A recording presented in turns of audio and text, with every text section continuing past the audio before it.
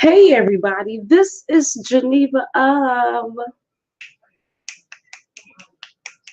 Geneva's Closet. How you doing this Friday evening, people? It is Friday evening. We done made it to the evening time. Because when I was on early, it was the morning time. But we done made it to the evening time. And y'all see how I did this? I took it and I wrapped it to the look. I want to do something different today. I feel like this evening should be different evening. Yeah, no, we gotta try a few different things. And then the glasses, I put on pink glasses today, but the light is, like I see the screen. So I don't know how that's going to work for me. Me talking to you all and I can see the screen and the glasses. That's not working for me. But anyway, people, how you doing this evening? I don't even have my chat thing on, so I can't see what you're saying. So if you're on here, I can't even see you right now. But I wanted to come on to talk, and I hope that you all can hear me. Because right there's a TV on. There's some other sounds on. So I hope that you all can hear me just fine because I know I hear other stuff going on in the area. You know what I mean? But I wanted to talk about this whole Monique and Lee Daniels, Oprah, Tyler Perry, and Will Packer situation. Now, the reason why I wanted to re-bring this back up is because I have always been kind of interested in it. Just because when Monique came out in 2015 saying that she was blackballed, and we hadn't really heard too much from Monique. We hadn't really seen her doing a whole lot. She had kind of just disappeared. Then all of a sudden we hear she was blackballed. I just feel like everybody was coming for her. And the reason why I feel like everyone was coming for her is because she was throwing out names that people didn't like that. Oh, no, you better not talk about Tyler Perry. Oh, no, you better not say nothing bad about Oprah Winfrey. Oh, I know you did not say something bad about Lee Daniels, and Lee Daniels just helped you get this role, just gave you this role in Precious. I feel like everybody was coming for her so bad that by the time she came back this year talking about that whole Netflix boycotting thing, wasn't nobody listening to anything she was talking about. If anything, they was telling her that you should have took the deal. That was you. You chose to do that. You blackballed your own self. So, but you know, I'm huge on not I'm not a huge fan of me feeling like people are being treated unfairly or people are not really listening to what they're saying. I don't get excited easily. Well, not all the time. When I interviewed Shy, I had got super excited. But anyway, I don't usually get super excited when you start throwing out celebrity names. Now don't get me wrong. I'm not saying that Tyler Perry, because some things that I'm going to be saying today, it may appear as if I'm trying to talk about people, but that's not what I'm doing. Because everybody in their own right, Monique, Tyler Perry, Oprah Winfrey, Lee Daniels, Will Packer, they have all done wonderful things in their own right. But I'm just here to let you know a little bit more on what was going on and what exactly was Monique talking about when she was talking about being blackballed and when she was making comments about Oprah, Tyler, and Lee Daniels. And then the relationship between Oprah Winfrey and Tyler Perry. Aren't you a little bit interested in that? Because they seem like they're really cool. Ace Boon Coons. And then there was a John Murray who came out the same time that Monique was coming out saying that she was blackballed. This man came out. He said he's a celebrity journalist, something like that. He hang with the celebrities. And he was coming out showing information about Will Packer, saying that how she was difficult on Almost Christmas. And I wrote down, because I went and looked at that video, and I wrote down some of the things that he said, because he started throwing out a whole bunch of networks and places that she was blackballed from. Like, he actually had a list and said that there is a list and you are blackballed. And he read off the networks and the people that she's blackballed from. So I went and did a little research on that. So how am I going to get this whole thing started? How am I going to get this whole thing cracking? I think I'm going to get this whole thing started with, how about this? Maybe I should get it started with the whole Monique thing. So Monique, where is my Monique information? Here go my Monique information.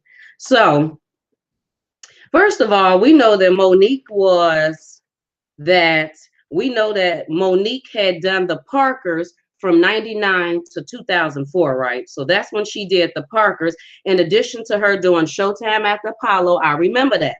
I remember her doing Showtime at the Apollo and Def Comedy Jam. Remember the Def Comedy Jam? And she had also did some other things. So that was from 99 till 2004. Then she was a producer of her own show called Monique's Fat Chance. I don't know if you all remember that reality show called Monique's Fat Chance. It was a beauty pageant for plus size women that was on the Oxygen network. Oxygen, Oprah Oxygen. Okay, that all go together. That's all Oprah's. So this means that there must have been some type of relationship even back then. And then we have to remember that she hosted the first season of Flavor of Love, the Girls the Charm School thing on VH1.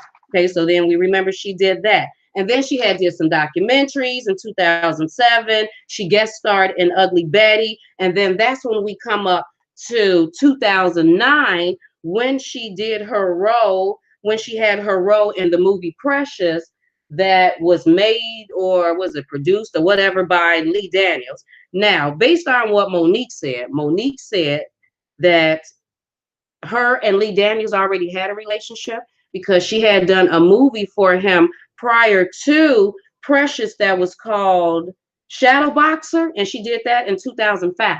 So in 2005, she was in one of Lee Daniels' other movies called Shadow Boxer. So by the time that Lee Daniel comes to her and asks her to do Precious, she said she didn't have a problem with it. And he gave her $50,000. He gave her $50,000 and she accepted that price, which we know that, I'm pretty sure she done got paid more for other things that she had did, but she accepted the $50,000 for that role. She said that to her knowledge, it wasn't going to be, anything too big. She just did the role. And even Lee Daniels had no idea that the movie was going to become anything huge. But then the movie becomes something huge and it started getting all of these accolades or whatever from film festivals and all of those type of things. Now, this is when Oprah and Tyler Perry comes into the picture because they like, what? This movie doing pretty dang on good. Let me see, can we get up in here? Now, mind you that when Lee Daniels made Precious, the Precious movie, he had a budget of $10 million and the movie ended up making $63.6 million. Okay, so then Oprah and Tyler Perry, they come in on this whole thing. Now, Monique said that she did whatever promoting of the movie she was supposed to do. She had went on an Oprah show. She did some interviews. She went and did some other things. So she said contractually, everything that she was supposed to do for Precious, she did. Now, she also said at the time, I think she said she was doing some stand-up comedy, some comedy show thing, and she was still doing the Monique show. Because the Monique show went from 2009 to 2011. So the same year that Precious came out, she was doing the Monique show. So she said at the time she was doing the Monique show, she had some comedy thing going on. So when she had downtime, she appreciated her downtime. So she said that she was at home with her husband and her babies in the bed watching TV, living her own life, when all of a sudden she started getting calls from Oprah, Tyler, and Lee Daniels telling her that she needed to go and promote this movie over in France, that they wanted her to go promote the movie over in France. She said she didn't want to. She said she didn't want to go to France. She said she was at home spending time with her family. She was already busy doing other things. She, like she didn't want to go, but they wanted her to go because it would help them out in whatever way that it helps out to promote the movie. It would help them out, Tyler Perry, Oprah, Lee Daniels, and all of them out with her going to promote it. She said she don't care nothing about that. She did not feel like going to promote the movie, that she felt like she had did what she was supposed to do. So then I guess she said this is when Oprah calls, or no. She said the people from Lionsgate calls her and speaks to her and her husband, Sydney, and asks her again, like, we would love for you to go and promote this movie. We'll fly you first class. We'll, put you up for a week. She said, I don't want to. They said, how about we extend it? We'll do it for 2 weeks. We'll put you up first class, whatever you want. This is what we'll do. Her and her husband, she's like, I don't want it. Now, remember, her husband, Sydney, is her manager. So now Sydney is doing the talking now. And he goes back to her, do you want? They said they'll put you up for 2 weeks, 2 weeks first class. Okay, so what do you want to do? No, I don't want it. I mean, what are they going to pay me? So he went back and asked, so are you going to pay her?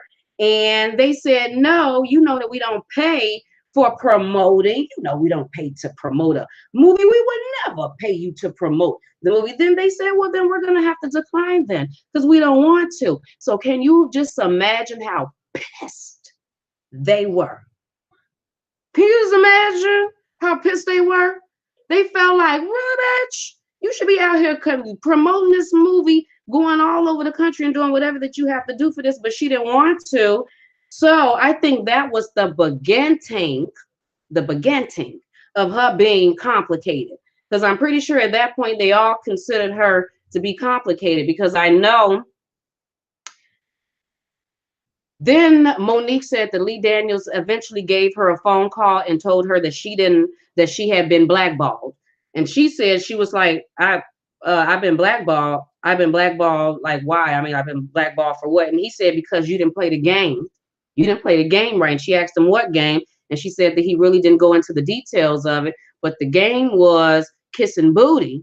That was the game. She was supposed to kiss booty. Never mind what she wanted to do. You were supposed to go out there and promote, regardless of the fact if you getting paid for promoting or not. But I totally get where she's coming from. You did this for a friend.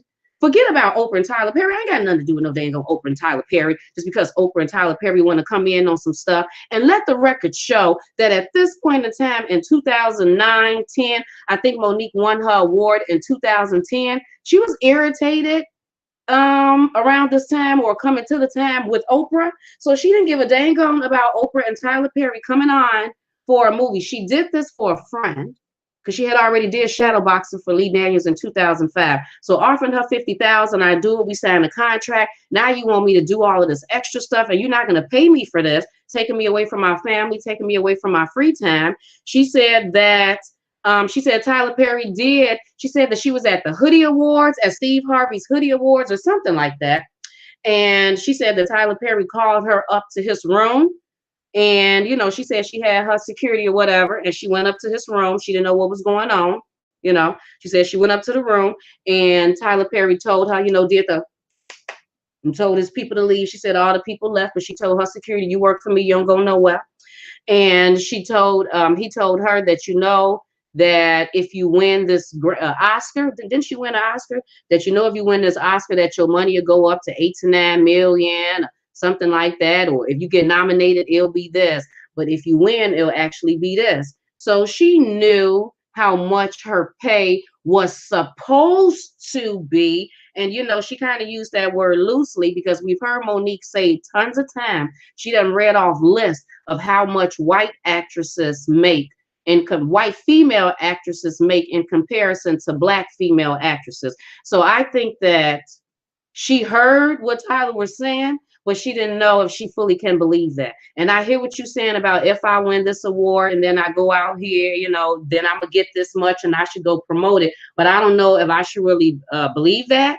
So how about this? How about I just do what I'm supposed to do that I was originally supposed to do for Lee Daniels, and if I'm gonna make more money because I won this Oscar, then let me win the more money. So by the time that everyone else started coming for Monique, because we had Will Packer coming for her, Tiffany Haddish said some things about her. What is that girl name? Sydney, Gabrielle Sortabay, whatever her name is. I forgot that girl. Y'all know what I'm talking about. The girl that played with Monique and Precious. Her. She had some things to say about Monique. She said that Monique was lying about the things that she was saying about Lee Daniels.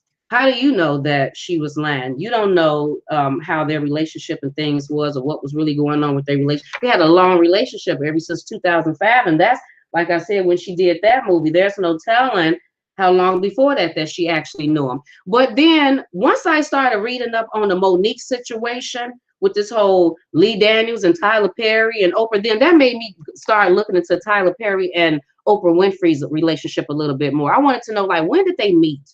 And what is their friendship like? And when did they start this whole business thing? Like, what was that like for them? And I ended up finding some things that I didn't know, So then I said that I will let you all know it. So I hope I got this right, because this research was like doing a school project. I got stuff sat out everywhere and highlighted. So based on my research, Oprah and Tyler, well, Tyler Perry's first time being on the Oprah show was in 2001. That was his first time appearing on the Oprah show. Now, mind you, Tyler Perry, where's my Tyler Perry information at? Now, mind you, wait a minute.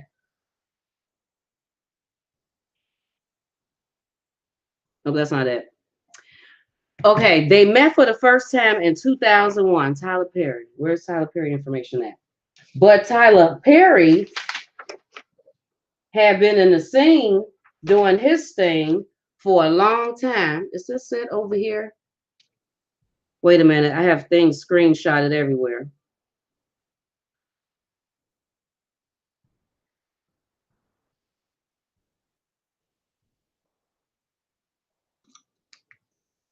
Anyway, Tyler Perry been on the scene doing his thing for a long time, and I was pretty impressed by Tyler Perry resume.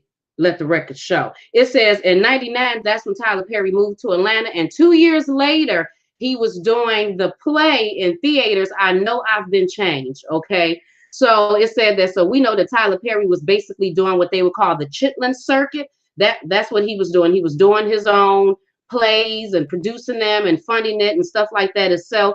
And he was developing a large devoted following among African American audiences. And then in 2005, Forbes reported that he had sold more than 100 million in tickets and $30 million in videos of his shows and an estimated $20 million in merchandise. Okay. Now, this is what I was impressed by. Now, because I know he was on Tyler Perry's show mentioning this in 2005 when he went back on his show, back on Oprah Winfrey's show, and he was talking about Diary of a Mad Black Woman. But I was impressed by the fact that he raised $5.5 million of his own money, in part from the ticket sales of his stage productions, to fund his first movie, Diary of a Mad Black Woman. Okay? He did that stuff by himself. In 2000, this is what he did in 2005 for that movie, and then Oprah had him back on the show. Now, I think, this is what I think. I think that Oprah Winfrey had been sitting in the background checking him out. That's what I think that had been happening.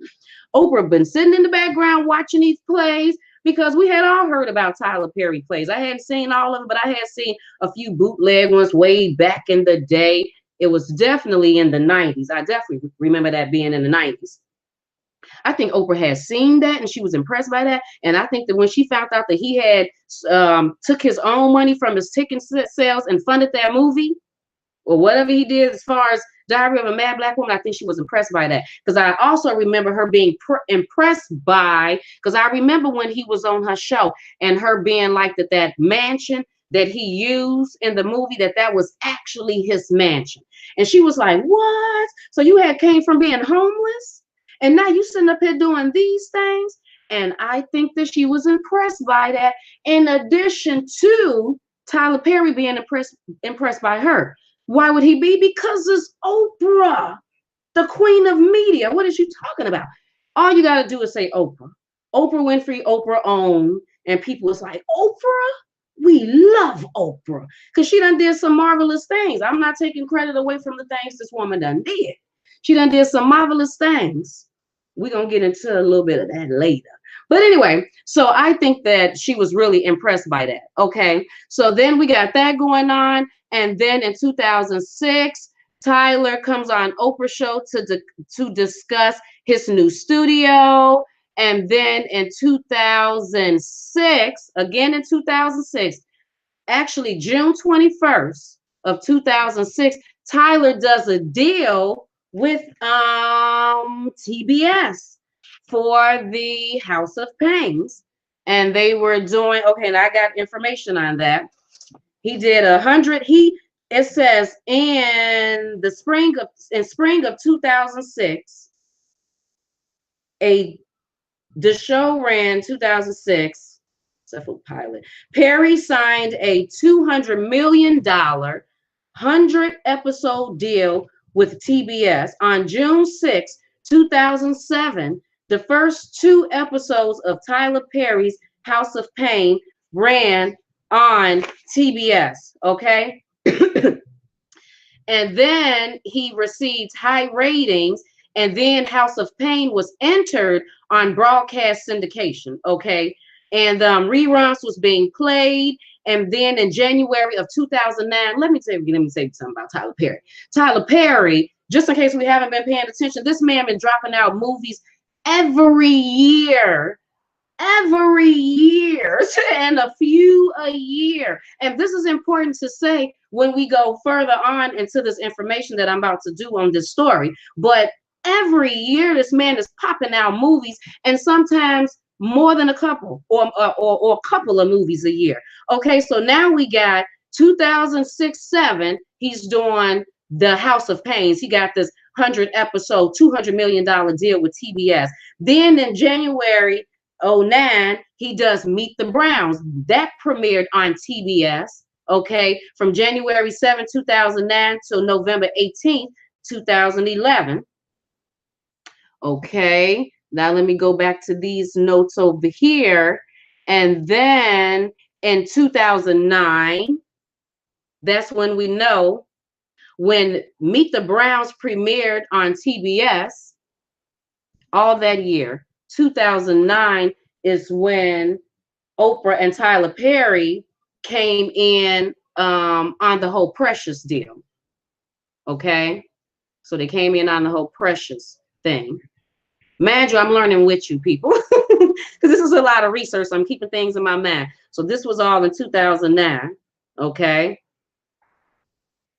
Cool. And then in 2009, Tyler Perry released Madea Goes to Jail. And then in 2009, in September, Tyler Perry goes on the Oprah show to discuss her show moving to New York, her show, the Oprah Winfrey show, moving to New York. So now we see that they already really have a friendship and things like that is going on. Now, and then in 2009, Tyler Perry gets his first role in the Star Trek movie. And then in 2010, Tyler Perry goes back on the Oprah Winfrey show and with Janet and whatever, and they're discussing the death of Michael Jackson and Why Did I Get Married Too, if I'm not mistaken. That's the one that they were talking about. And then in 2010, the same time that Monique is winning this award and they're constantly trying to get her to go promote this movie and do all of this stuff, Tyler was mentioned being Hollywood's highest earning man. And then he did his 10th and final appearance on the Oprah Winfrey show. Then it was that movie for colored girls that was released that Tyler Perry did, that Oprah had something to do with it, that Whoopi Goldberg played in. Remember Whoopi Goldberg played in that movie. Now it's important to remember that because Whoopi Goldberg was one of the people who kind of too had some things to say about Monique and the things that Monique was doing. But then again, look who she was friends with. Okay. And then this one I got to jump over here. Then in August 10th of 2012, Tyler Perry House of Pain deal with TBS ends. Okay, this is August 10th of 2012. And then in October of 2012, Tyler enters an exclusive partnership with OWN. So in August, his TBS deal ends. Okay. And then of 2012, and then in October of 2012, he signs an exclusive deal with the OWN network. Now, mind you, the OWN network is under Viacom. Remember, Oprah is signed, is Viacom, then it's Oprah, and then Oprah signed Tyler Perry under her, okay? Viacom, remember this, people, Viacom, Oprah, and then Tyler Perry was under her. Now, this is where the story started getting juicy at, okay?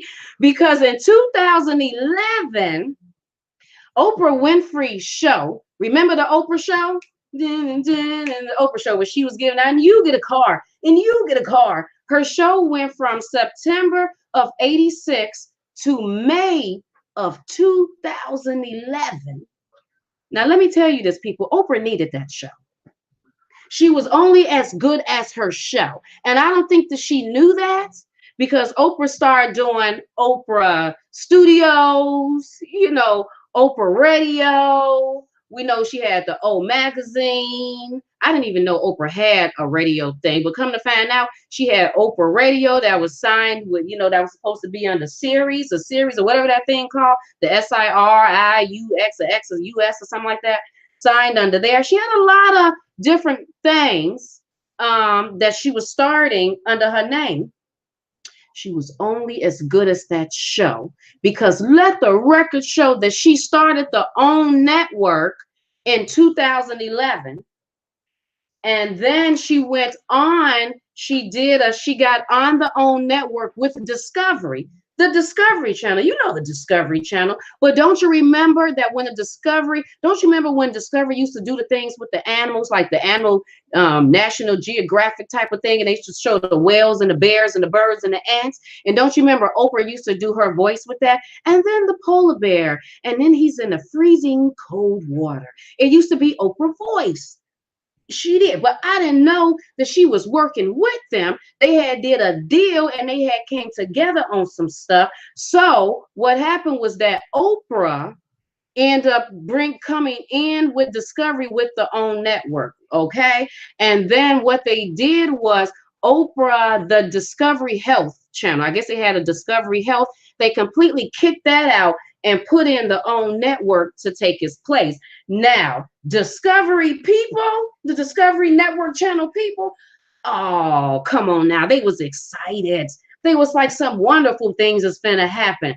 Oprah is known. She's the queen of media. Everyone loves her. It's about to be on and popping. That ain't what happened. That is not what happened. Oprah went over there and she started her show and the whole, look, come on, people. Let's just keep it real. What was going on the OWN network? What was going on Oxygen? Huh? What did you see? I know I seen the Sunday thing she had, the Spirit Sunday or whatever. That was boring. She had a lot of white shows. Now I don't know what that was all about. It was very white. So I don't know how she thought that she was getting coming anywhere near getting Black people's attention, because she definitely did not get our attention. But yep, it says on January, well, actually it was January 15, 2008, Winfrey and the Discovery announced plans to change. So in 2008, they had announced this, that they had planned to change Discovery Health Channel into a new channel called OWN, the Oprah Winfrey Network. It was scheduled to launch in 2009, but was delayed until January of 2011. And Oprah's show ended, the Oprah Winfrey Show ended May 25th of 2011. So when Oprah started, so when they did this show, the things that they had on the show, where is the things that they had on the show? The things that they had on the show was not good. Even the things that they had on Oxygen, they really didn't even have things on Oxygen good. They had Talk Sex with Sue Johansson. I remember that. Oprah after the show, they had the Bad Girls Club, Snapped. I did watch Snapped. They had the Janice Dickinson modeling agency. I was surprised she even had a reality show, and what did it last, like one season? But they didn't even have anything good on there. Basically, Oprah's show was not doing good at all. It was doing so horribly. Where's this information that I have that I wanted to specifically read to you about the show and how horribly it was doing?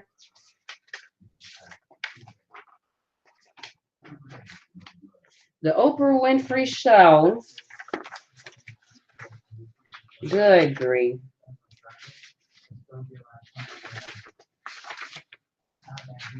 And and then I think I got all my papers together, and then the time come and it's not really together. Obviously, something. I might just have to go off the dome. I might just have to go right off the top of the dome, people. Off the top of the dome. Is this it right here? Okay. It says during its first week after launch, the OWN was watched by an average of 505,000 viewers. That's it. That's it. 505,000 viewers. That is not what Discovery people was expecting to happen. It says on March 8th, 2011, the channel announced that it would undergo a major overhaul. And then they brought some other people in. And then in July of 2011, Winfrey announced she herself would take over as CEO and Chief Creator Officer of the channel. That's what she said she was going to do. It says the average prime time audience for 2011 for the OWN network was 264,000. So that means that when it first launched, she had more people watching it then than she did. So that means the people watched it then. And then after a while, we seen wasn't nothing popping off on the channel. It was boring. And then it dropped to 264,000. The woman that they had previously hired to come in and do some changes, they end up letting her go. She ended up leaving the network in January of 2012. The channel's losses were estimated to be 330 million as of May 2012. So actually, contrary to what we were thinking, the OWN network, Oprah thing was in debt. She was in debt. The channel was in debt. Okay, the network was in debt. 330 million as of May 2012. The channel responded by raising the channel's retransmission consent fee. Now, this part I was surprised. It says OWN was provided to cable providers effectively for free for its first 2 years on air to level more in line with other basic channels, a move that Discovery expected to allow the channel to break even in late 2013. Come on now. They were like, really? Oprah, we brought you on because we thought you was going to do something. This is what you done brought. You done brought the Lisa Ling show to the OWN network. You are not getting views. We are losing money. They put an investment in Oprah. And if I'm not mistaken, something I read, I think it said 200 and some $1 million. And then you done went like 330 million and the channel's loss. It says the heavily promoted Oprah's network, the Oprah's Next Chapter, because that's what she had, the Next Chapter, which was boring. Next Chapter, where she interviewed Lance Armstrong, the cyclist. That guy, it drew in 4.3 million views. Okay, so that was huge. She had finally was bringing in some millions. And then when Oprah interviewed Whitney Houston's family in March of 2012, she brought in high numbers too. So those were Oprah's high numbers. Other than that, she was not doing too good at all. So people,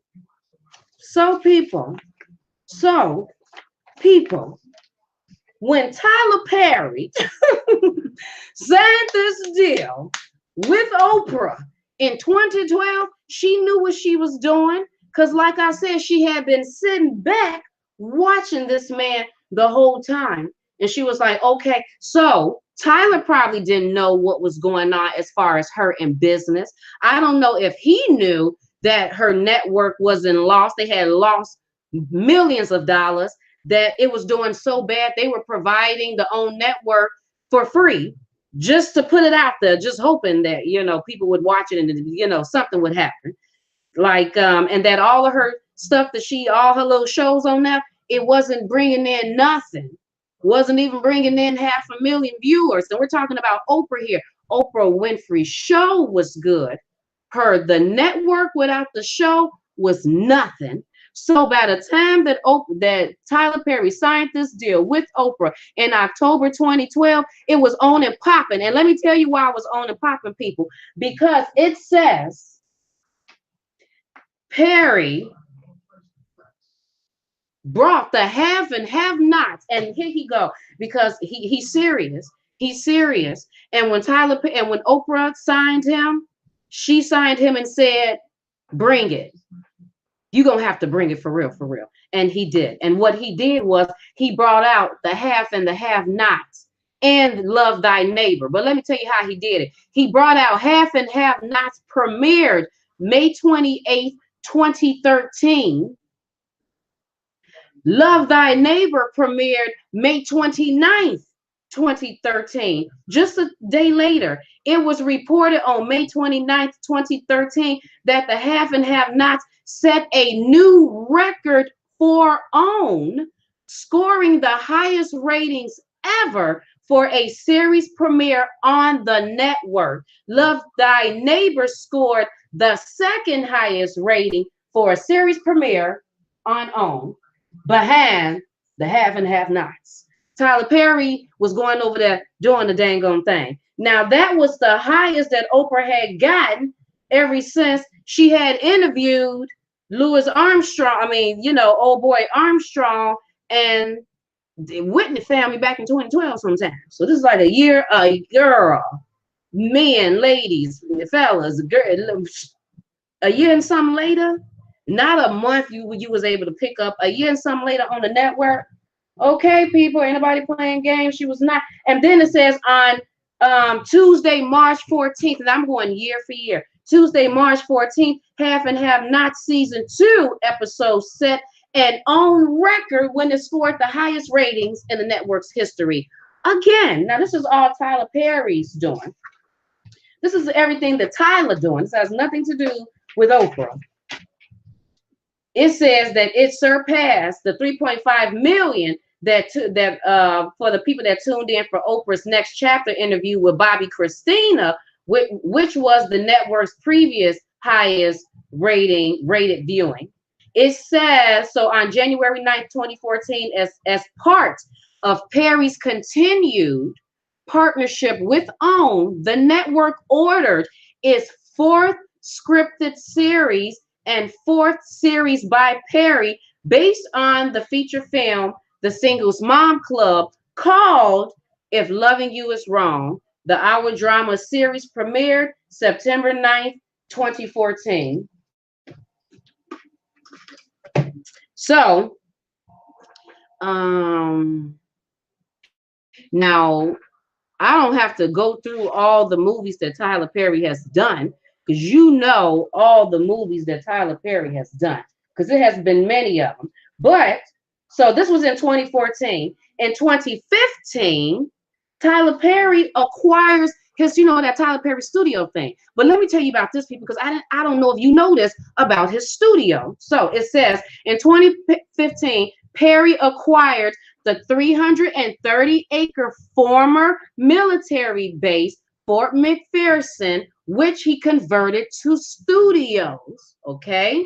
The studios were used to film the HBO film's own film version of The Immortal Life of Henrietta Lacks. I actually liked that movie that Oprah Winfrey played in, and is currently in ongoing use for the television series The Walking Dead. Did you know that his studios is being used for that? Who knew? Did you know the Tyler Perry Studios is? Okay, anyway, I'm not done. It says 50,000 square feet of the site are dedicated to standing permanent sites, including a replica of a luxury hotel lobby, a 16,000 square foot mansion, a mock cheap hotel, a trailer park set, and a real 1950 style diner that was relocated from a town 100 miles away. They done relocated and brought it over there on Tyler's property, his 330 acres where he got his studios built. But this is the part that I had no idea about. It also hosts 12 sound stages.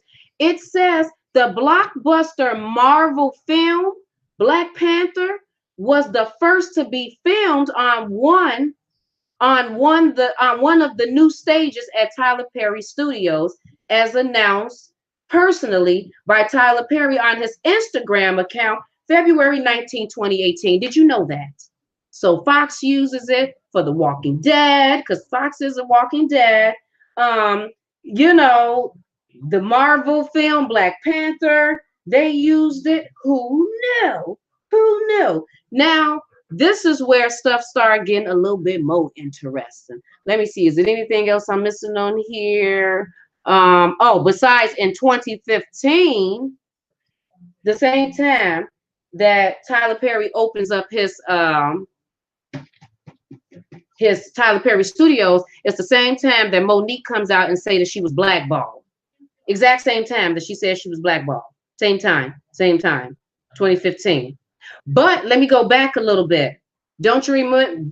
Don't you remember the movie The Butler with Oprah Winfrey in it that Lee Daniels made? That was in 2013. So you see relationships forming. You see that, okay? Oprah Winfrey did a movie with Lee Daniels, The Butler, Friendship, and Forrest Whitaker was in that movie too. Ain't Forrest Whitaker in the movie? Also because he also plays in Empire, right?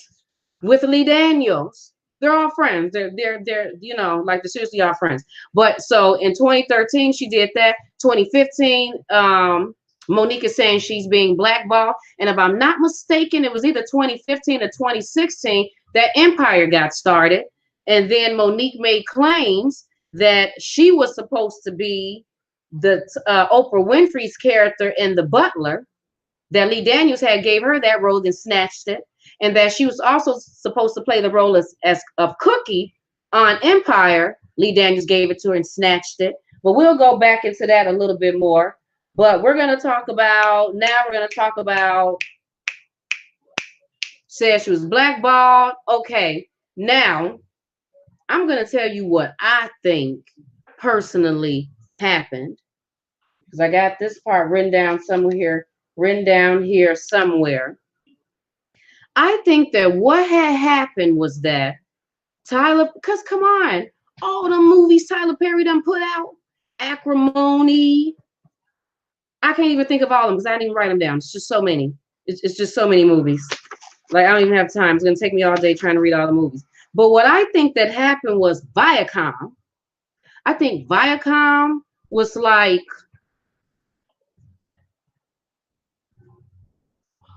Oprah isn't the diamond. Tyler Perry is the diamond. We sitting up here dealing with Tyler through Oprah when we should go straight to Oprah. Remember Viacom, Oprah, and Tyler? So what happened was that in June 14th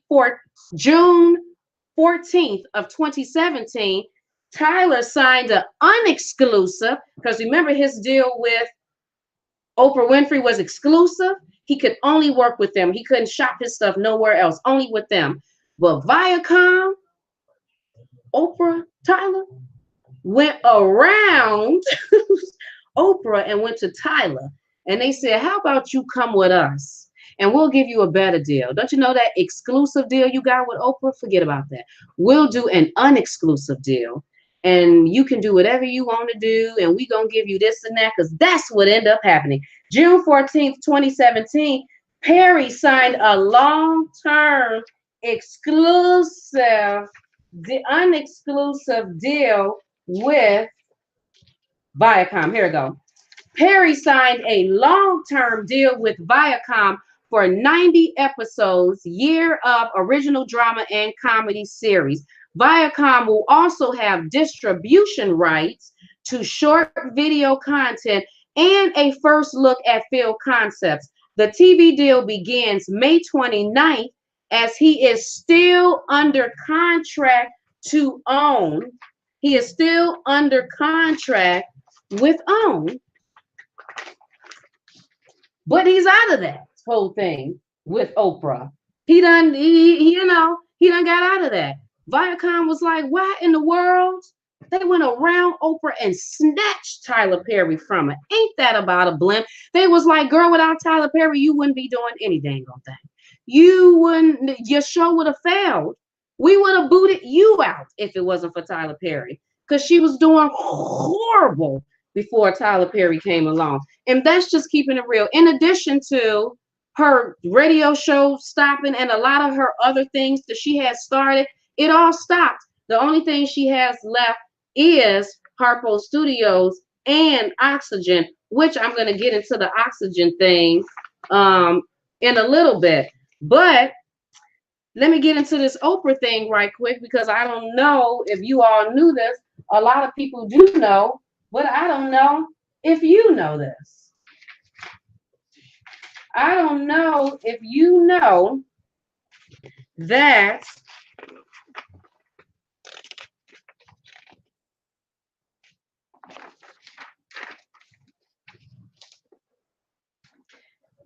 it says Harpo Films was shut down in early 2013. That was one of her things.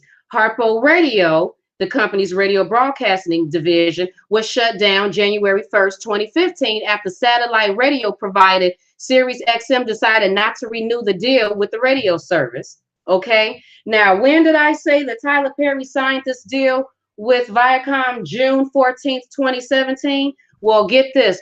June 14th, 2017. June. December 4th, 2017, it was announced that Oprah Winfrey has sold more than half of her stake of OWN to Discovery. It says announced December 4th, 2017. The company previously held 50% of the Oprah Winfrey Network OWN, the company's joint venture cable network with Discovery Communications. Now Discovery holds 25.5% of the stake in OWN. Discovery Communications purchased 24.5% of OWN for $70 million and have majority control of OWN. Now Oprah Winfrey is CEO of her company that she originally started. Black people can't have nothing. We can't do nothing. But it makes sense though, because I mean, sheesh, you were in debt. So you started it in 2011. You were doing horrible for the first 2 years. Your ratings were bad. Everything was bad. Y'all were even giving the cable, giving the network to cable to the cable whatever for free.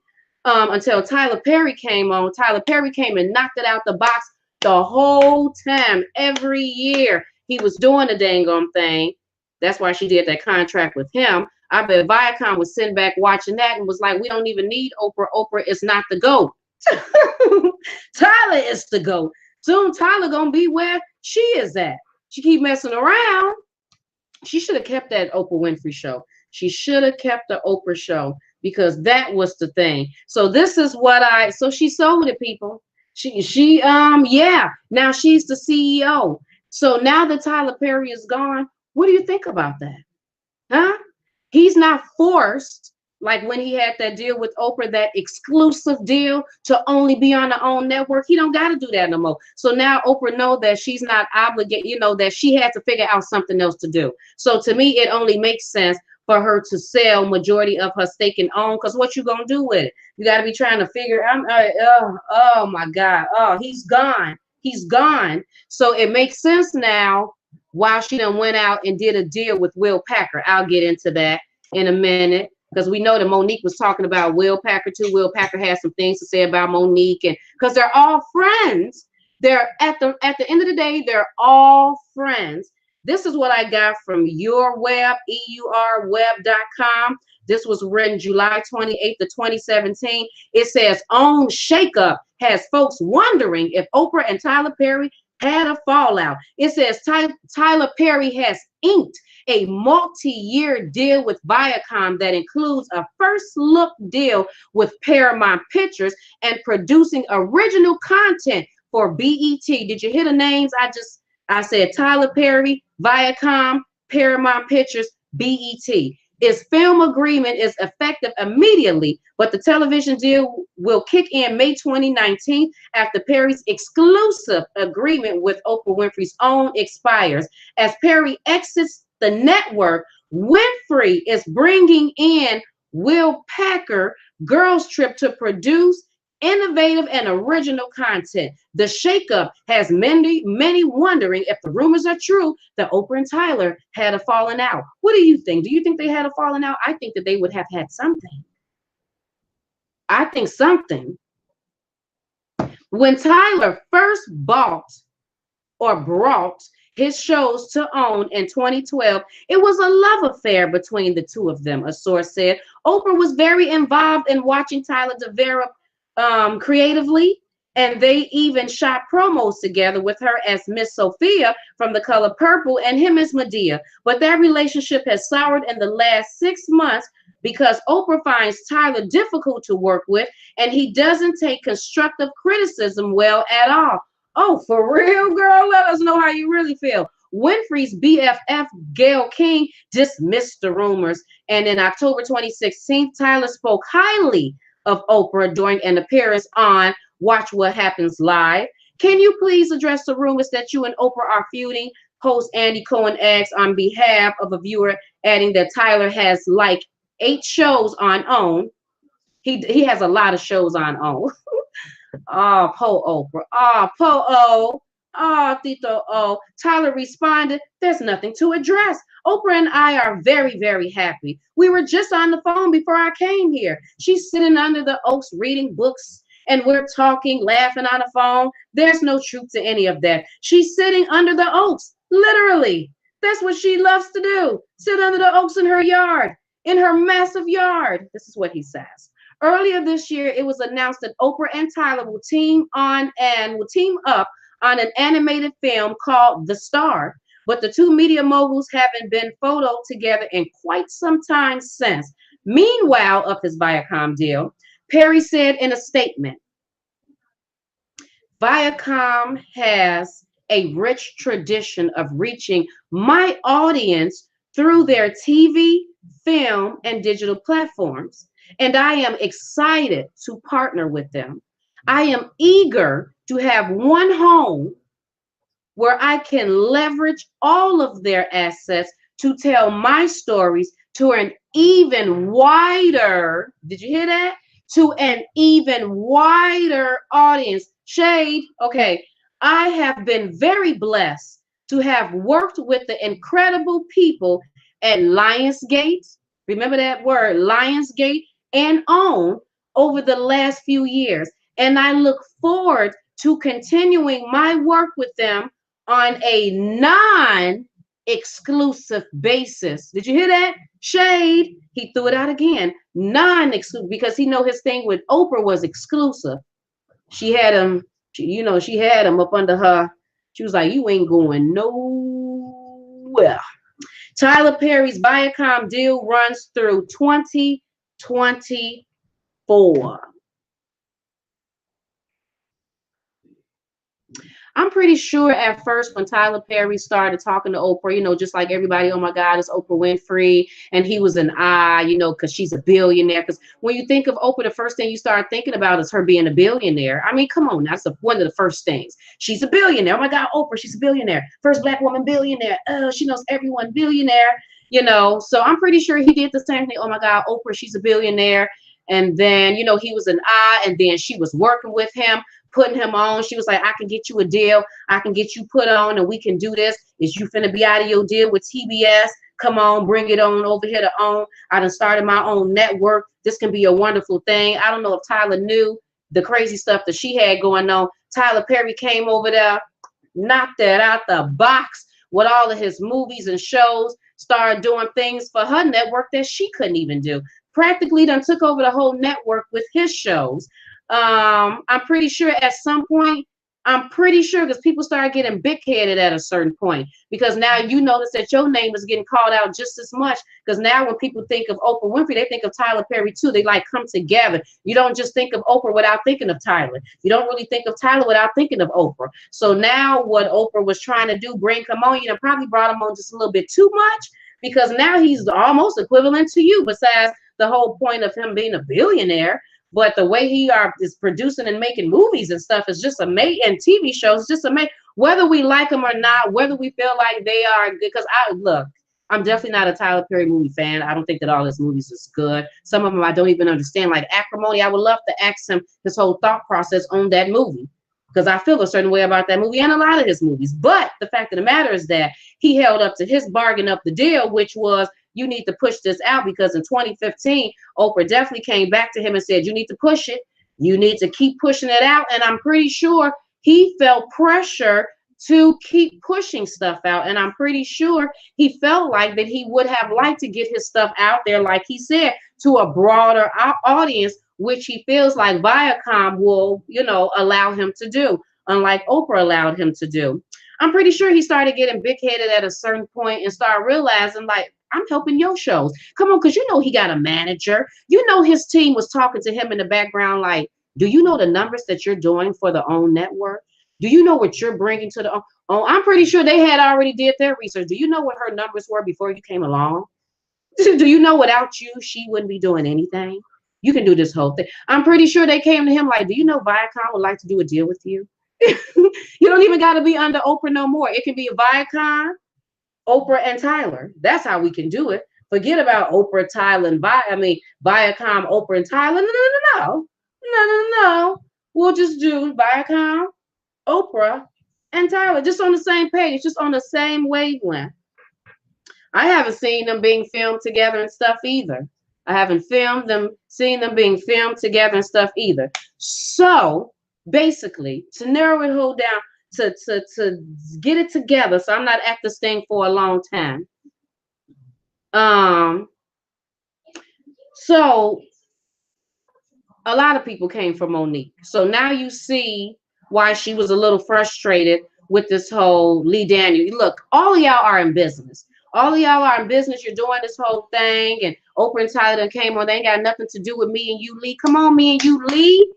But let the record show that Monique's husband, Sidney, said that even for them trying to act like that they're all friends, Tyler Perry and Lee Daniels, he said that Tyler Perry made a comment to them saying that Tyler Perry was saying that he was getting sick of Lee Daniels, but he kept dealing with him because he's a genius. Okay? Business. It's all about business. And then Lee Daniels said, this is what Sidney and Monique said, that Lee Daniels had made a comment about Tyler Perry in that Precious movie, saying that he felt like that Oprah, and I don't know if they said Oprah and Tyler or just Tyler, was taking over his Precious movie. He felt like that they were taking over. In addition to Monique saying that if you want me to go and promote, you need to pay me more, because y'all sat up here, you only paid me $50,000 for a movie that you, at the end of the day, end up making $63 million off of, and no one ever came and tried to give me anything else. You didn't try to give me anything else and say, man, Monique, because you did the dang on thing, like here goes something else. Because I guess that wasn't the contract. Well, then don't try to tell me that I need to go out there and promote something extra and do all this extra stuff, because that wasn't on the contract. That was not originally on me and Lee Daniels' contract.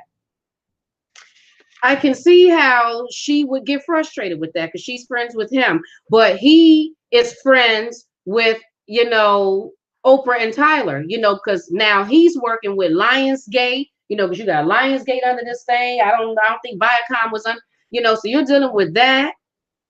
The studios, Tyler Perry and Oprah, Lee Daniels just wanted her to do the work. She didn't want to go out there and promote it. He started saying that she was difficult. Going out there saying she was difficult. She started getting a little irritated because she felt like, dang, all of y'all are trying to say that I'm difficult. Oprah, Tyler, whoever was saying she was difficult, and no one was taking up for her. Lee Daniels wouldn't come out and say that's not true. This make my second time working with her. She was perfect on the set. She didn't do anything. He didn't say anything, and he didn't want to say anything because you working with networks, and you got to walk on eggshells. Tyler Perry didn't come out and say, you know what, she wasn't difficult. This is really what was going on. Oprah didn't come out and say anything, and let the record show that Monique was already irritated with Oprah because Monique in 2010, if I'm not mistaken, she had expressed how her brother had molested her when she was a child. Remember that she did that? She talked about that. Monique said that Oprah called her, if I'm not mistaken, in 2010. Oprah called her, 2009 or 10, called her and said that your brother called me and said that he would like to be on the show, and he wants to admit that he had molested you. And I just want to let you know. Monique said that she appreciated Oprah letting her know, because Oprah didn't have to let her know that. She said that she appreciated that, and she said, you know what? Hey, do your thing. I personally think that he's a piece of SHI stuff, but everyone deserves a chance. So maybe he's trying to get his life together. Go ahead, let him do the thing. She said, okay, well, I would like to have you on too. She said, I don't want no parts of it. I don't want to have no parts of it, but if you want to have my brother, he want to admit to everything. I don't really believe anything he got to say. Go ahead, do your dang on thing.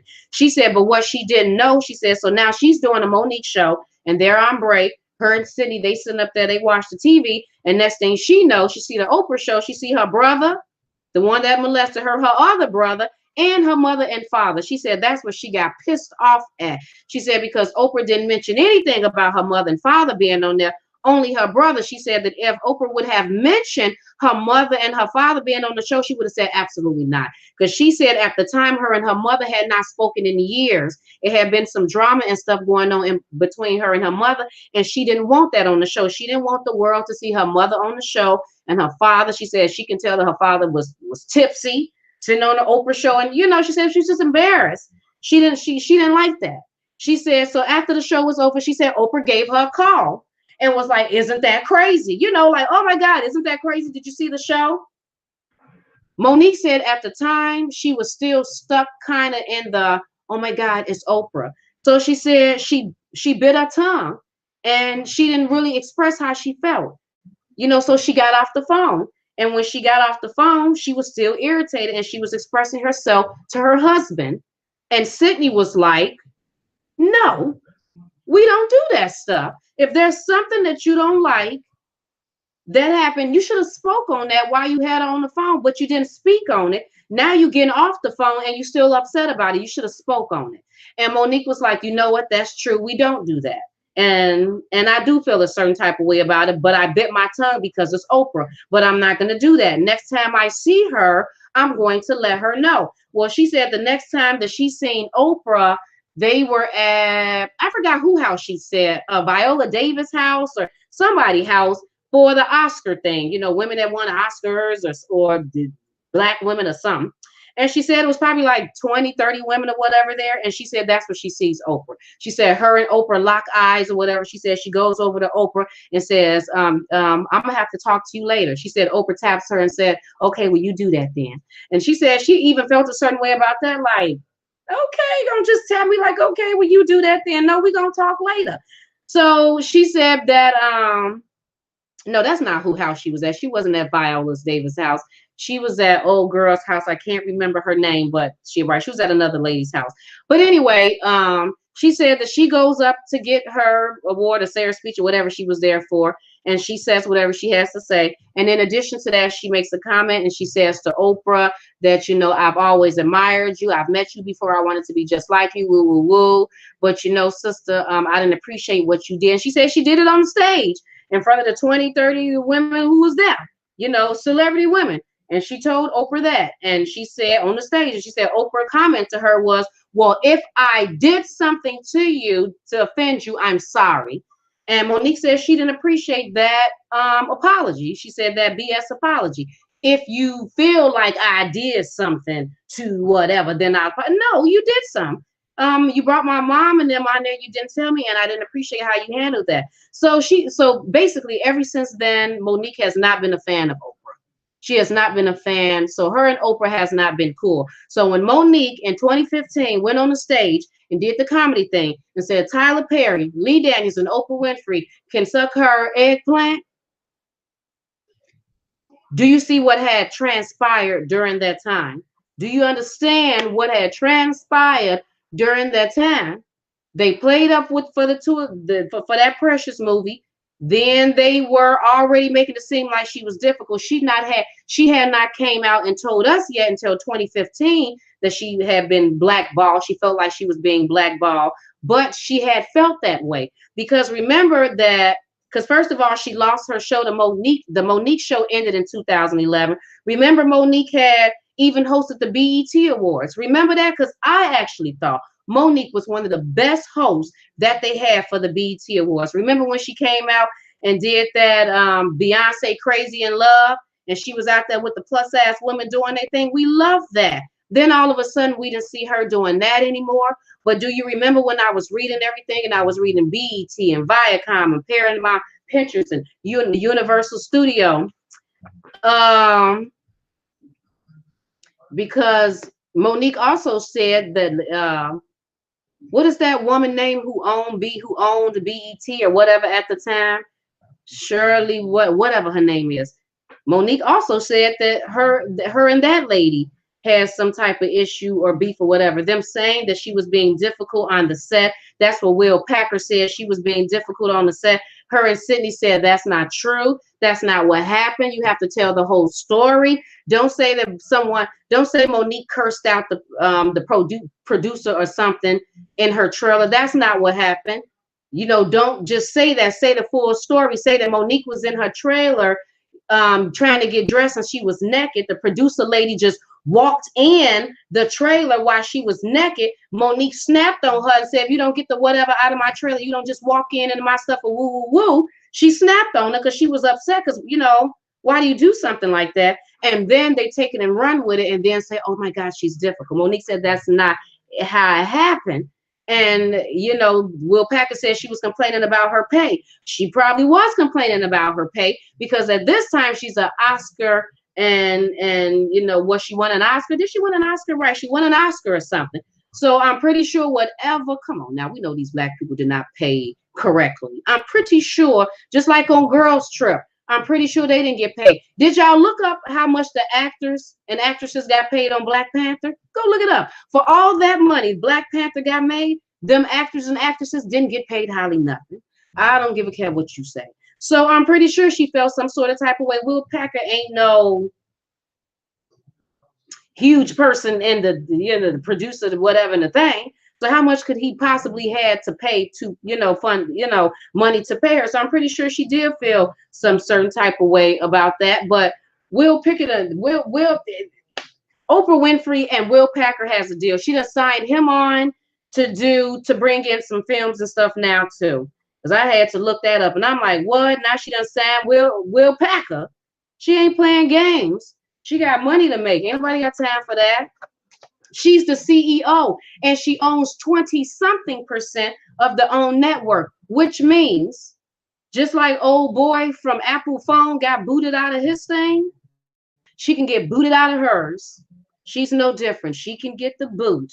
And I think she knows that. So to me, Oprah is an opportunist at this point. I feel like she's trying to go get black people because they pretty much got her up against the wall. It's like, what you gonna do? We own this. Practically, you are the CEO now. Figure out what you're gonna do. Well, she was pretty much the CEO anyway, but at least she was like a 50-50 thing. Now it ain't a 50-50 thing. Now you owe less than that. She can totally get booted out of her own stuff.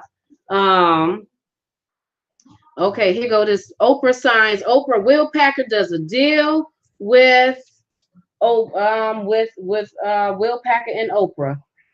Yeah, Monique was pretty much irritated with them. That's why she told them that they can do whatever they wanted to do, and she didn't care what anybody was talking about. Atlanta-based super producer Will Packer spearheaded a pair of new shows for the OWN network, a soap opera drama called Ambitious, and an unscripted dating series called Ready to Love. Packer, the guiding force behind the hits, including Girls Trip, Straight Outta Compton, and Ride Along, will executive produce the shows under his Will Packer Media banner. They are the first TV series created under Packer's first look deal with the Oprah Winfrey Rooted Network. Ready to Love will begin production in Atlanta this spring and join OWN's current lineup of unscripted programming on Saturday nights later this year. The show will offer the unusual men and women looking for lasting love theme, but with a focus on men's perspectives about dating.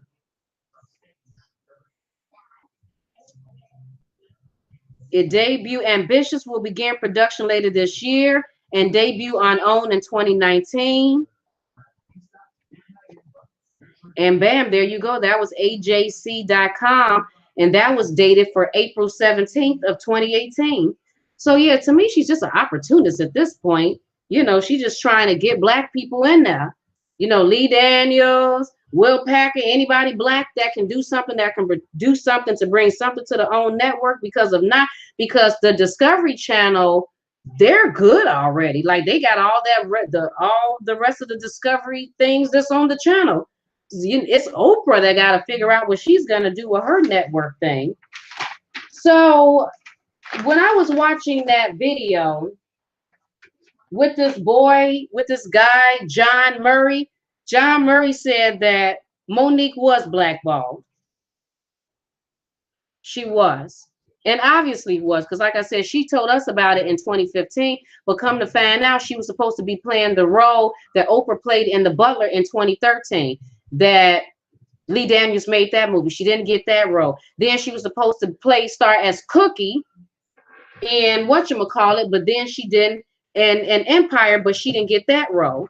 Now, some guy had came out and said that she was lying about that, and that wasn't true, that she wasn't supposed to get that role, but that's a lie, because I went and found the actual emails that was going back and forth where that Lee Daniels did offer her that role. It says Monique recently appeared on Sirius XM radio show Sway in the Morning, where she told Sway that last year Daniels called her saying, "You got the role, but you know there's some technical stuff. I ain't never done TV before, so you got to go through the technical part." Monique then produced proof of their conversations, printed out emails, and then it says the issue first arose earlier this year when Monique said in an interview that Daniels told her she was meant to play Cookie. That wasn't the only project the actress said Daniels promised her.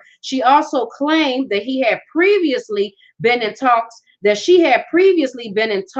with Daniels to play the character that Oprah Winfrey ultimately portrayed in the critically acclaimed 2013 civil rights drama The Butler. This is how the conversation went. It says Lee Daniel had a conversation with Monique about his television pilot for the Imagine TV Fox called Empire. "We would like to screen test her for the role of Cookie. Please contact us with her television quotes so that we can start a test option deal. We are tentatively looking at Monday, February 24th for the screen test." This was February 18th, 2014. Then February 18th, 2014, "Hello, I am following up on my previous email regarding Lee Daniels' pilot and Monique's television quotes. This is a sensitive matter. Lee really does not want Monique to miss this opportunity." Then March 3rd, 2014, just like a week or two later, unfortunately, it's not going any further for Monique. Lee fought for her because he thought she would be great for the pilot, but studio and network executives insisted on offering the role to Taraji. "Thank you so much for providing us with her information. Sorry, it didn't work out. We're all big fans of hers." Monique said that she reached out to Daniels to clear things up, and she said that we sent Lee an email and we said, "Hey Lee, here are the emails because you may have forgotten about this communication. You may want to clear my name, brother, because it's now right here. But we've not heard anything from him." I think because someone had came out, I think one of the writers or something for Empire, one of the producers or something, and said that wasn't true, that Monique was not supposed to be on Empire, and Lee Daniels could have easily came and said, yes, she was supposed to be on Empire because of them emails, but he didn't say anything. And that was Monique's issue, that he wasn't coming out to say anything or to admit that she wasn't lying, or Tyler Perry, or just no one said anything. Monique said the other thing that she feels like that made Lee Daniels upset about this situation is that when she went up to receive her Oscar, when she went to get her award, she not only did not thank Universal Studios, but she also did not thank Lee Daniels. But then this is 2010. This is the time that they're pressuring her and getting on her nerve and stuff. And she said that she feels like that Lee Daniels sometimes has a feeling that his actress, the actors get more attention than he does. And she says she feels that way because he also directed the movie Monsters Ball with Halle Berry. And she said Halle Berry did the same thing. Halle Berry, when she won her award, she went up there and she got an award and she never mentioned Lee Daniels' name. And that Lee Daniels made a comment before saying that he feels like that his actors sometimes gets all the attention and he's not even mentioned. And the funny thing about that is that I didn't even know who Lee Daniels was, and I didn't even know that he made Monsters Ball until, you know, recently. I'm like, oh, for real? I didn't even know he did that. Just like right now, this information, I didn't know Will Packer did Straight Outta Compton. I didn't know that. I just thought he did Girls Trip. That was my first time really hearing about him. So, but that's it in a nutshell, people. But did y'all know about this whole thing with Oprah and the whole Oxygen network? That Oprah, I even found that whole Oxygen thing to be pretty interesting because it says, how much does she do that for? Oprah did Oxygen for, Oprah went on with 4 other people when they did the Oxygen channel, okay? She went on with 4 other people. Now, where's that article at? Because there's an actual article for that. Where's my other phone?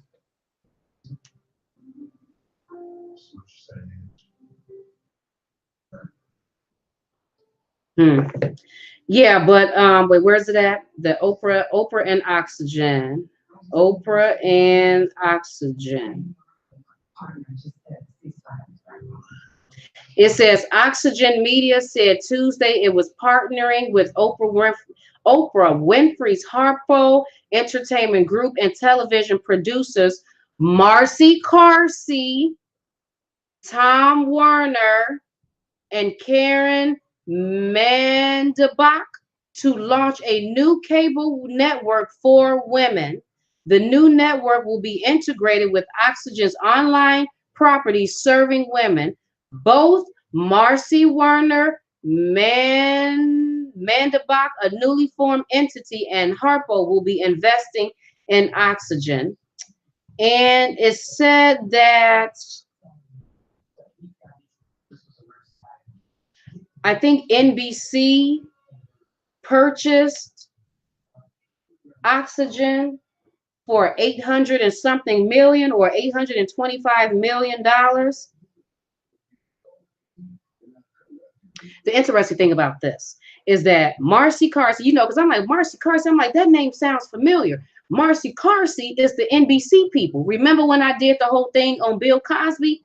Connect the dots, people. It's all coming together. Marcy Carsey were the people that produce. Those are 2 separate people, okay? Is Casey Werner. Casey Werner. Casey, wait, what is her name? Her name is Marcy Casey. She been in the film thing for a long time. Morgan, I mean, these people go back far, people. Far. We talking about Mork and Mindy, Bill Cosby, Roseanne, Marcy Carsey, Tom Werner, and Carolyn Mandabach. So there was 3 women and 1 man, including Oprah. Oprah is the only amateur.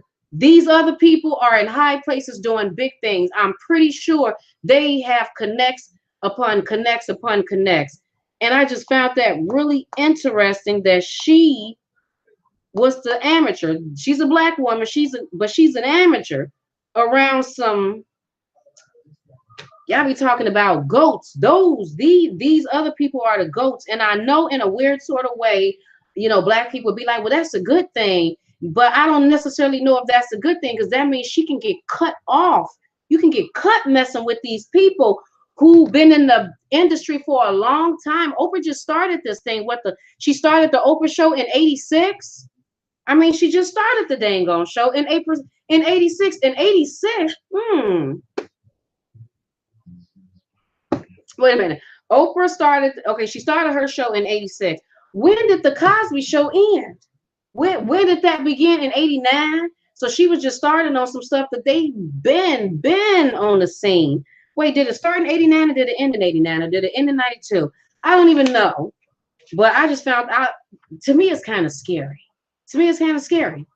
And then the thing about Oxygen is, even though Oprah went on, I'm practically positive the only reason why they wanted to go on with Oprah is because of her name. They thought she was going to bring some wonderful things in there. But the Oxygen channel wasn't even doing good. The things they had on there, y'all heard me say reruns of, I mean, they had the Bad Girls Club. They had a whole bunch of shows that was doing nothing. You know, like I like Snapped, but the rest of it, you know, like I really didn't care for. It took NBC, and I think NBC came in 2015, and they was like, oh no, we're gonna have to come in here and do a full branding, a full thing in there. And now what they have done is they've decided, they have noticed that us women like to watch these murder mystery shows. So have you noticed that on the Oxygen channel, you can watch more of murder, killing shows and CSI type of things, and they're actually in the talks with some CSI people, the makers of CSI, to start bringing some shows over to Oxygen, because they've been paying attention to us women, and they notice, or women over there, and noticing what people are really watching on the Oxygen network. So basically what I'm telling you is, just because Oprah came on to some stuff didn't mean that it was going to prosper just because she came on.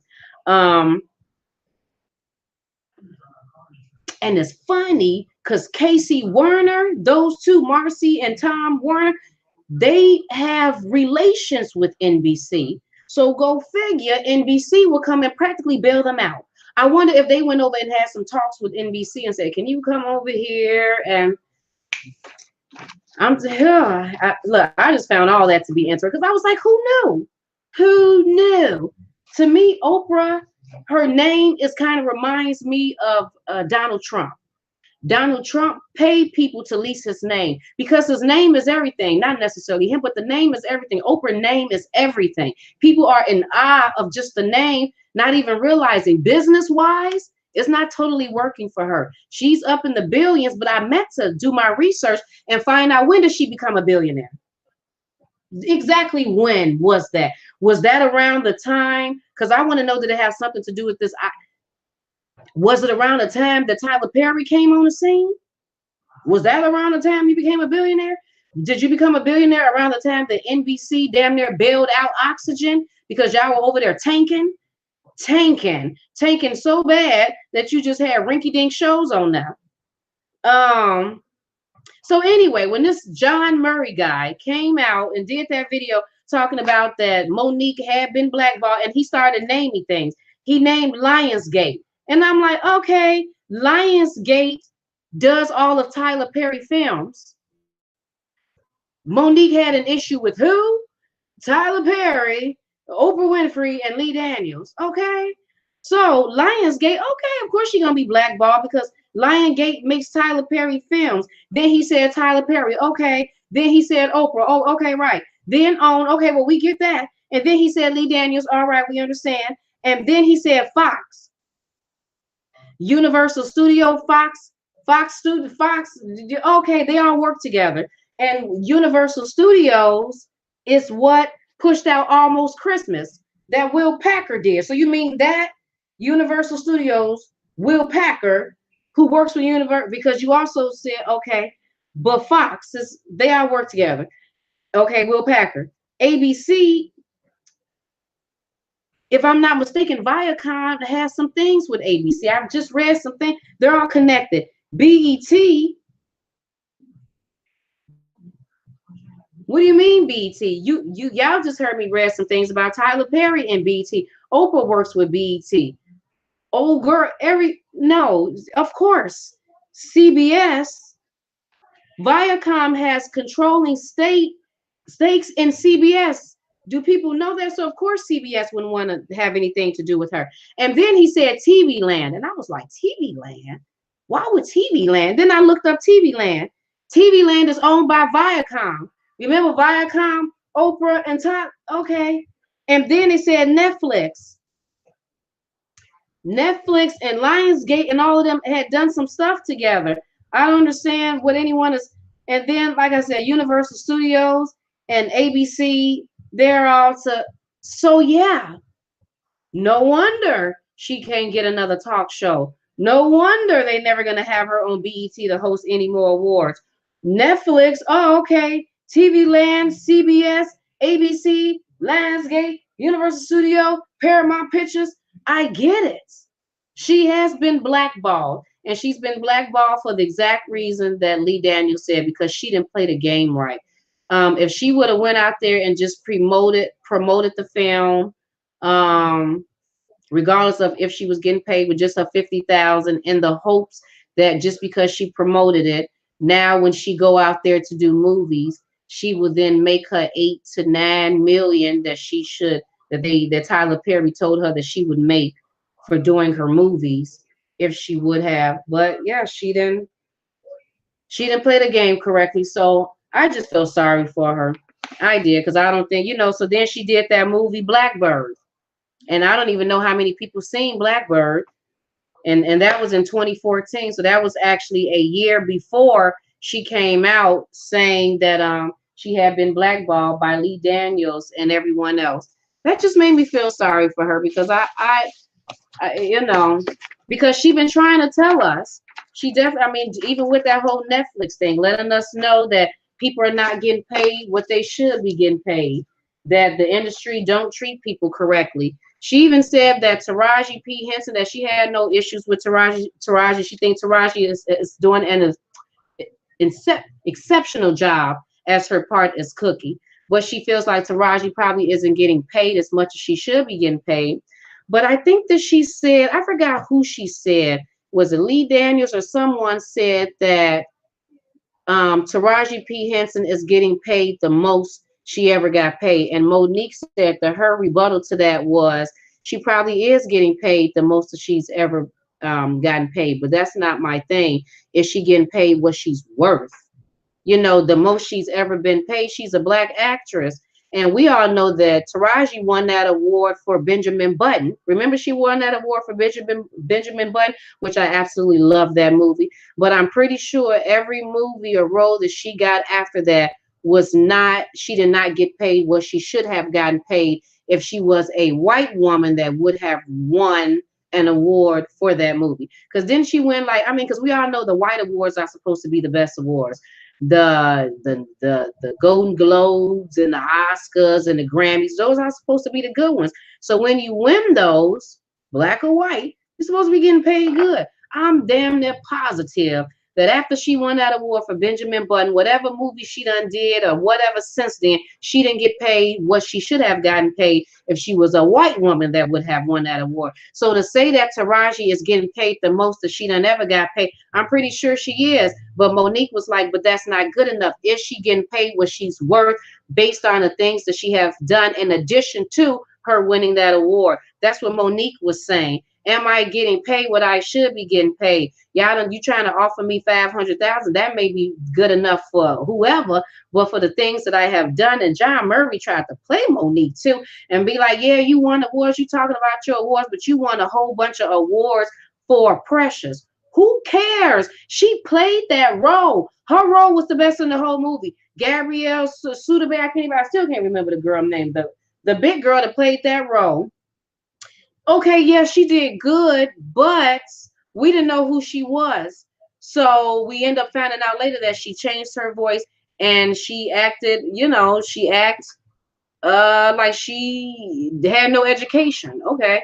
But Monique played her role. She completely got in character. We know who Monique is, comedic, play around. So to see her play that role, and the way they had her looking in the role, no makeup, looking bad and stuff, she played that role. And all she was saying is, don't try to give me what you think that, well, well, Monique hasn't done anything in a while. Let's just offer her 500,000 to see if she would take that. Like, don't play me. Give me what I'm give me what I'm due, my value.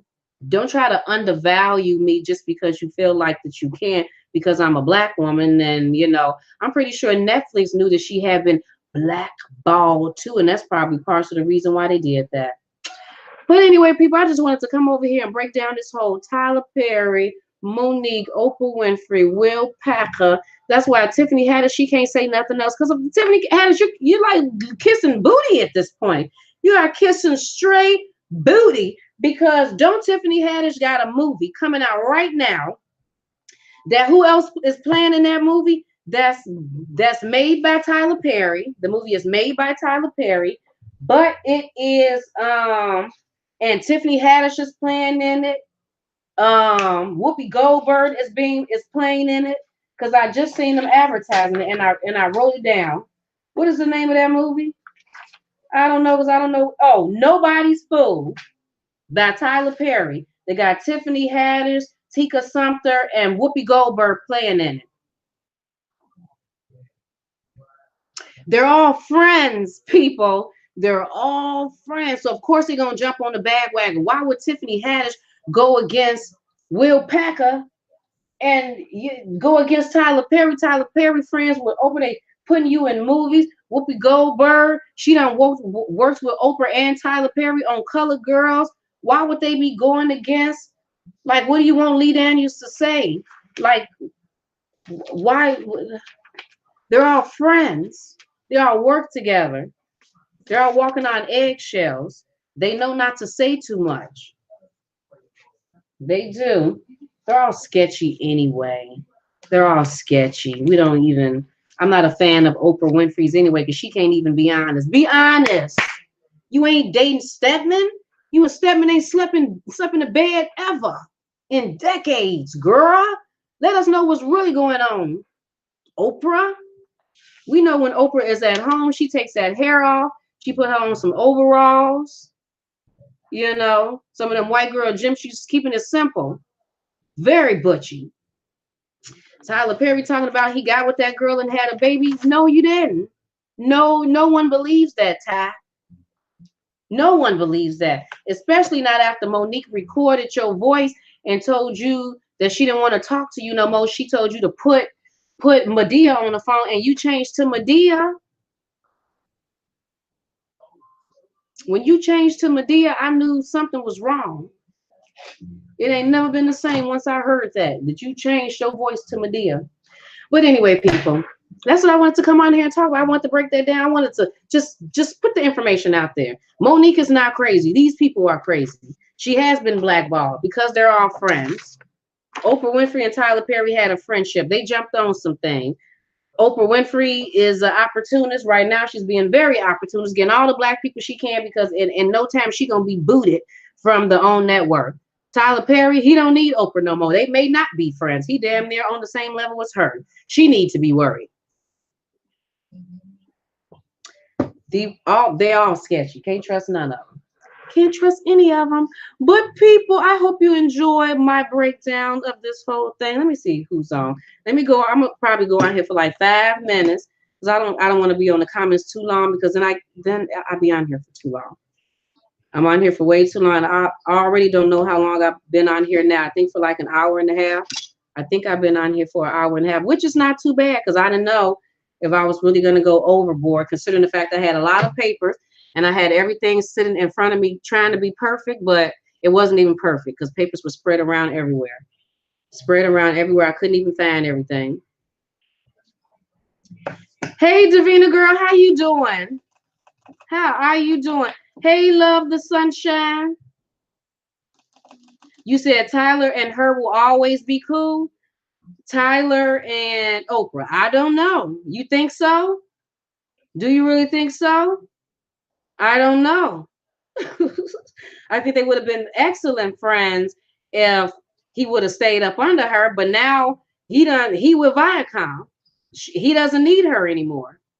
You know, to me, I think that it was like a business relationship. I think it was mainly a business relationship. And then did you read that thing that I had said that inside sources say that Oprah was like that, you know, Tyler Perry is difficult to work with. I'm pretty sure all these movies and films he pushing out, he got his own studio. At a certain point, you do become difficult. At a certain point, you start speaking your own truth and saying how you want things to go. At first, he probably was like, oh my God, Oprah's giving her opinion. Let me listen to Oprah. And then after you start getting these millions, you start getting all your accolades, you start winning your awards, people start being like, instead of just being like, oh my God, Oprah, now they're like, oh my God, Tyler. Then yeah, I don't know. I don't know. Inquiring minds would love to know that. She's his son. She's the God. She's his son's godmom. Oh wow, I didn't even know that. I wonder how that's working out for the both of them. Okay. I know a girl, I know a woman that's supposed to be my daughter's godmother too, but we ain't talking. What does that got to do with anything? What is that? You ain't got a brother, sister, or a cousin or something that you ain't talking to? Huh? Huh? Your kids ain't never did something that you ain't said, I ain't got nothing to say to you right now? What does that mean? They ain't related by blood. You can have blood and stop talking to your blood. Your blood can do something to make you mad. But because she's the godmother, that means that they're gonna be forever bonded. Since when? In what world is this? In this world, in the current world that we currently living in, that means something. Girl, Taylor. I don't know if you're a girl. I'm just saying Taylor. Taylor, he did buy Tiffany a car. That's true. Taylor brought that up. Forgot about that. He did buy Tiffany a car. Why? Because they're all friends. All of them are friends. She said Stedman is just Oprah's handler. Girl, he there doing something. I don't know if he's doing yard work or, you know what? I think Stedman has a woman and they done sign papers and stuff that the information can never go out there. That you can have a woman, you can go do your thing, but everyone signs an agreement that you keep this on the hush. Because at the end of the day, we need to have Oprah make it seem like that she's in a relationship. They're in a loving relationship. Even though we don't even see them together all the time, we don't even see them hug and kiss and act like they're in a loving relationship. But nevertheless, they're supposed to be in a loving relationship. I think that Stedman has a woman on the side that Oprah knows about, and Oprah does her thing with whoever she does it with. I don't know who she does it with. Just like I think that Tyler got a boyfriend.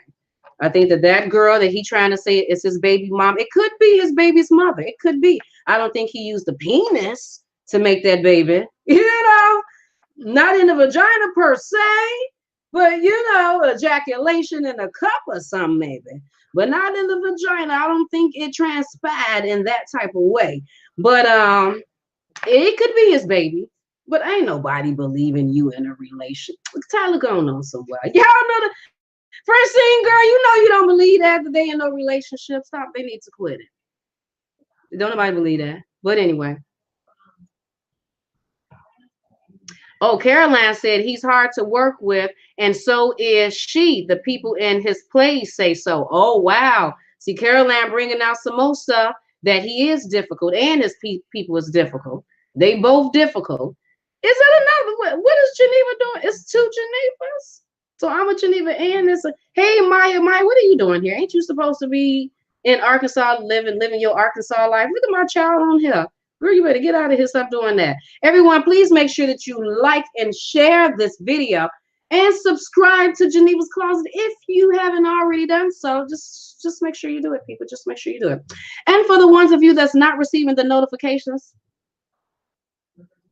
I don't know what's going on. Don't ask me. I don't work for YouTube. They my family when I need them, but they be difficult sometimes. I don't always talk to them. But you're gonna probably just have to hit the notification button, unsubscribe, subscribe again, then hit the notification. I don't know what to say about that. I really don't. Maya, so you want a ranch? Why does child want a ranch? This child is something else. Okay, Maya. I think I gave you a wrench.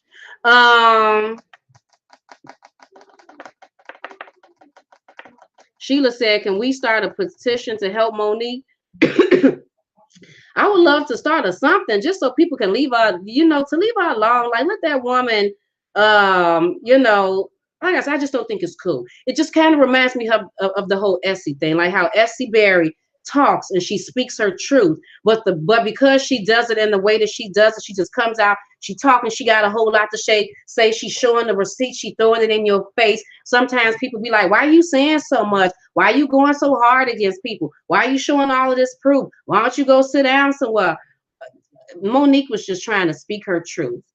People said that she was lying, so she did. I mean, when people were saying that she was lying about the whole Tyler Perry conversations, she went and actually brought up the audio of it and let us listen to the audio. And do you know what people were saying in the comments? You ain't even supposed to be recording him. Do he know you recorded him? Is that even legal to be recording? This is what they was doing. I'm pretty sure their hands it was comment section. So that's what they was doing. I'm just sitting up there like, really? She was telling you that these were the conversations that she was having. You didn't want to listen to her. You were saying she was lying, and why are you sitting up there, and then she produced it, and instead of shutting up and actually sitting back and listening to it, be like, okay, wow, she produced it. Whether or not she's supposed to do it, or is she gonna get arrested, that ain't got nothing to do with you. What does that got to do with me? That ain't got nothing to do with me. Just listen to it and sit back, some popcorn, and find out what's going on for real, for real. That would have been, that's our first time actually hearing Tyler talk in the background, him not even really knowing what's going on. This is us hearing the authentic Tyler, how he really talks. And instead of people letting that click in their mind, they too busy focusing on, is she supposed to be doing that? Then she's showing receipts of conversations. Why are you showing the receipts and the emails? Why don't you lead up? Because y'all telling her that she lying. The same thing with the whole Essie. Oh, you're lying. And Essie trying to prove to you that she's not lying. And then instead of people being like, oh, wow, okay, let me read that. Let me pause that and read that. It's like, why are you going up there showing all the information? Why, you're damned if you do, you're damned if you don't. I just want Monique to know, girl, I got your back. And then I want to say this before I forget about her husband. Everyone kept saying that Monique's husband was messing up her career. That's what they said. They said that Monique's husband was messing up her career. Well, based on my research, that didn't have anything to do with it. Because based on my research, can I find that paper? Can I just find one paper right now? All I need is dos uno papers. You know what? But I'm so good. I've been researching this thing for a few days. I'm pretty sure I can go off the top of the dome with it. I'm pretty sure I can.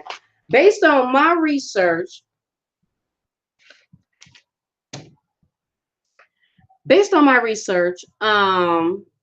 she got with Sydney, if I'm not mistaken, in 2000.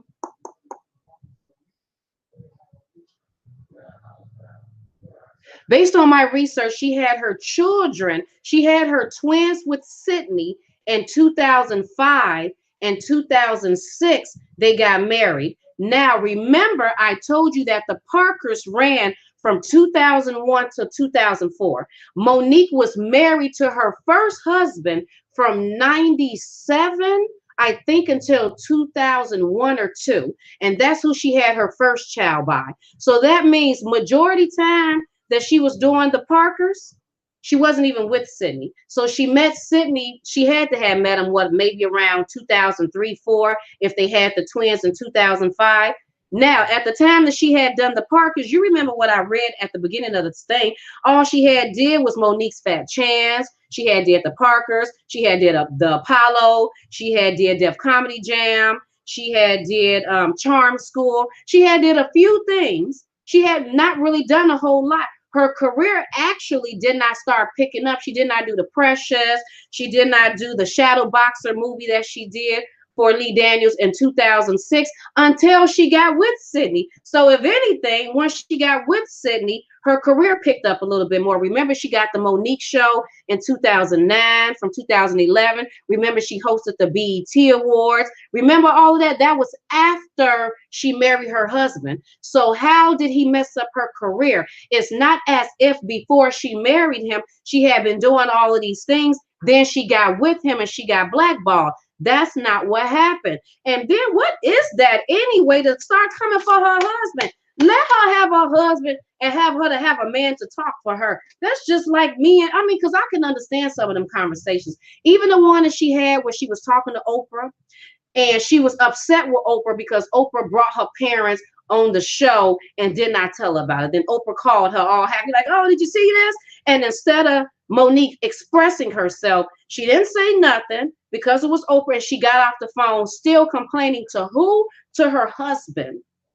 And then her husband being like, we don't do that. You don't do that. If you upset with somebody because they done did something to you, you say something about it.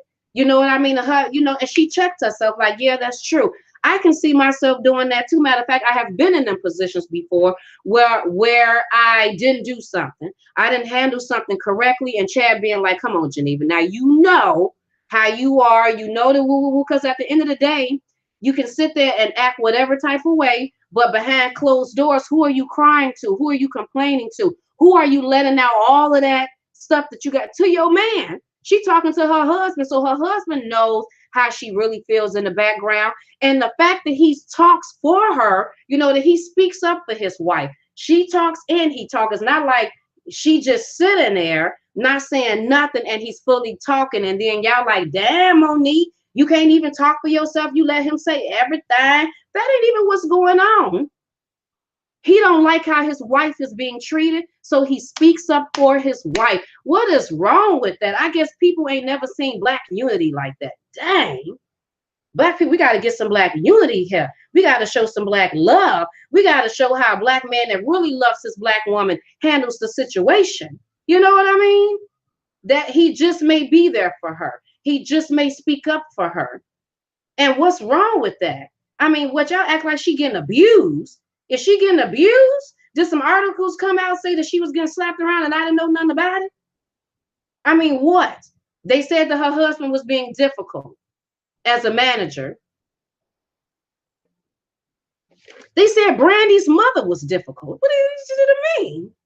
They say a lot of people are managers are difficult because they want the best for their clients. But was he so difficult that she didn't do the Precious movie, that she didn't do the Shadow Boxer movie, that she didn't get on the BET and host some awards, that she didn't do this Christmas, About Christmas, or Christmas whatever movie? Was he so difficult that she didn't do any of? No, she did all of them things. So leave them people alone. Leave that woman and her husband alone. You know what I mean? Leave them alone. Or at least that's what I say. If you want to focus on somebody, focus on Oprah and what's going on with her and her using Black people, to make sure that she keep her job. Because that's what I think she's doing. I believe she's using Black people to make sure she keep her job, make sure she don't get booted. Yeah, that's true, Alicia. She got 50K for doing that Precious movie. Only 50K, just 50K. That's it. Even though let the record show that they made $63.3 million from that movie after a $10 million investment. $63.3 million for that movie. And they really received that because of Monique's role that she played in the movie. And she still only got 50,000 for it. And if you remember them phone conversations, Tyler Perry said to her that, you know what I'm gonna do? You know what I'm gonna do? I'm gonna go and I'm gonna make some phone calls and I'm gonna make sure that you get the residuals. I'm gonna make sure that you get the residuals and get what you're supposed to get so that you happy at the end of the day. Now, I would love to know, did she get her residuals from that movie? I'm pretty sure she did. But the fact that Tyler Perry just said that, like, oh, what, you got poor like that? You can just go talk to some people and make sure that Monique get paid some extra money, since all she got was 50K from a movie that made $63.3 million because of what she did, not because of what Mariah Carey did or Gab the Suda Bay, whatever her name is, not because of them, but because of Monique, what she did. You got that type of pull? Then why the hell you didn't do that a long time ago? Instead of calling her, asking her to promote some stuff, did you hear in her voice that she didn't feel like she was tired? That's when you should have been saying, you know what? How about I make sure I talk to somebody and try to get you some residuals? And then maybe if I can get you the residuals, do you think you come out to France and promote? Then, oh, okay, well then let me do that. These people are something else. It's something else.